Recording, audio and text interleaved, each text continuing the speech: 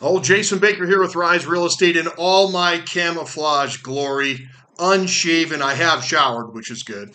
I run a waterfowl hunting program, and I've got a veteran coming in this weekend over here in Dillon. We're at our second home, but I've been working. So anyway, I wanted to share with you something I shared with my team this morning, and it's called buying power examples. So the conversations that we're having over and over and over again with sellers and of course hesitant buyers is what's going on. And so like there's this chasm between where the buyers are at and where the sellers are at. Buyers are so concerned that the prices are going to go down, that their payment's so much, and well, I don't blame them because and then in our sellers are still thinking it's 4 or 5 months ago because some of us still don't know that things have changed, and we're still telling to get a listing, telling the sellers, that everything's still so amazing and the market's great, there's multiple offers, and is there really?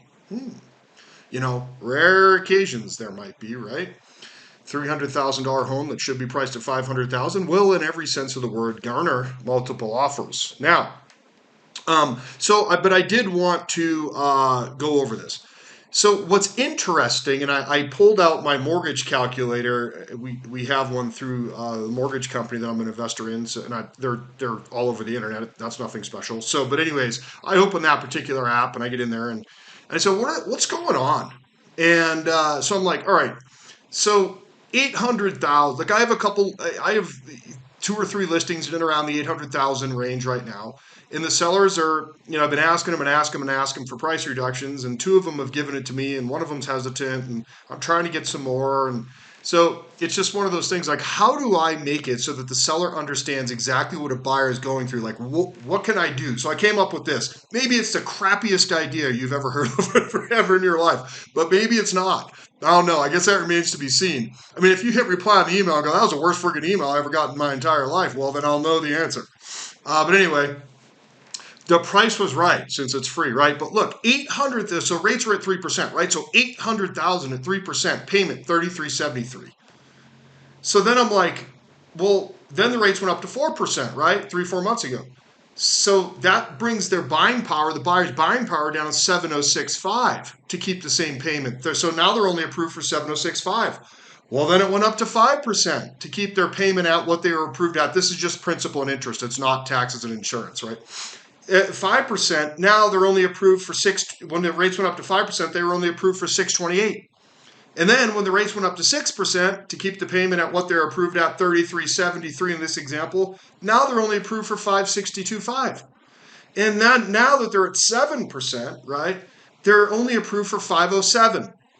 I mean, this is what's happening, right? So look at that, 800,000. I just did one example.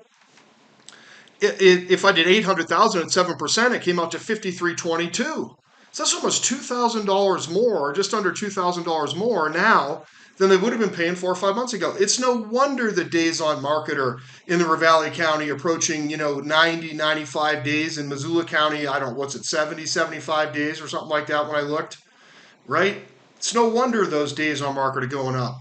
It's no wonder our inventory countywide in both counties where I do most of my business has almost quadrupled, especially gone up by 3, in many cases 4. So compared to what they were, in February, March, April. So it's interesting to see that. And, here are some of the things that I keep hearing over and over and over again from sellers. I'll share this form with you, so you don't need to be taking any notes, not that you are. But here are some of the darndest things I hear sellers say right now. This is just temporary. No, it's not. Okay? Number 2, I will wait for a cash buyer who doesn't care about payment. Okay. Well, the longer your days on market, the less you're going to get. Like, is someone going to go into Rose Hours, which is my favorite place where I shop? Because I do all the food shopping and all the laundry at my house. You can tell I'm at my second home and my wife's nowhere around, or she would have hit me. But anyways, thank you, Sarah. Love you. But because she'll see this, so. But anyways, it's like, is someone going to go in there and buy like 3-month-old bread for the same price as today's bread? No, because by then, 3 months old, they're freaking croutons, right? I mean, no, nobody's going to pay full price, cash or not cash, 3, 4, 5, 6 months down the road. Why would someone do that? And anyway, cash buyers right now are starting to think that, well, the market's going down a little bit because I have cash, I can even get a better deal. Nah, I mean, there's exceptions to every rule. We all know that, but I don't talk about exceptions. I talk about the rule. Number three, I'm just going to wait until spring. Well, I just got off a call and and this was a big time economist, and he thinks rates are going to go to 8 yet.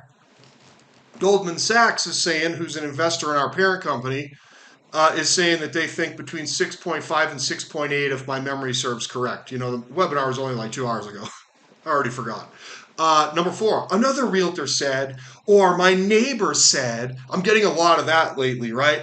Okay, can your neighbor log into the MLS and look at sold comps over the last 1 or 2 months? Because if you even go back 6 months right now, it's probably an inaccurate picture, in my humble opinion. And then here's another thing. Oh, a buyer's going to come along 6 months from now and pay full price. They'll actually say that, which is kind of what I said up above about the cash buyer. But I'm hearing all sorts of crazy stuff right now. Look, waiting is only going to cost sellers money, but the sellers have to be told or explained. Never tell them anything, but ask them questions around.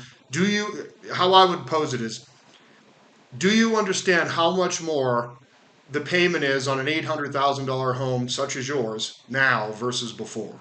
Okay? Or something like that. Do you understand that every point, and the rates have gone up 4 points, you understand that every point it goes up, they lose approximately 10% off of what they could have afforded. It's probably more like 11 or 12%. So anyways, I hope this just starts a conversation between you and a seller or you and a buyer. For buyers, I think, they have an opportunity to get in there a little less than asking price. So if the prices do go down, and Goldman Sachs said that we expect prices nationwide to go down 4.7%, there's going to be isolated pockets of brilliance, and there's going to be even worse than a 4%. There's going to be places that are losing 25% is what they said. So next year, 2023. So we got to be prepared for it.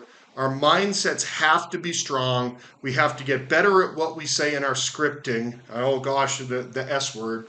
And really, really, really batten down the hatches as far as our spending is concerned. And to that end, I'll be sending out something. We're doing a wealth series. It's a 16-part course on wealth building for real estate individuals. Really, it's for anybody, but I'm going to send that link out, and you're welcome to attend it. My business partner puts it on. And I think it's super good. It's really helped me tracking my net worth and other stuff like that. And I'd like to share that with you. Anyway, I hope you have a great day. Sorry it was so freaking long today. It's coming up on 8 minutes. I'm going to go ahead and stop it so I don't go any farther than that and put you to sleep. Have a good day.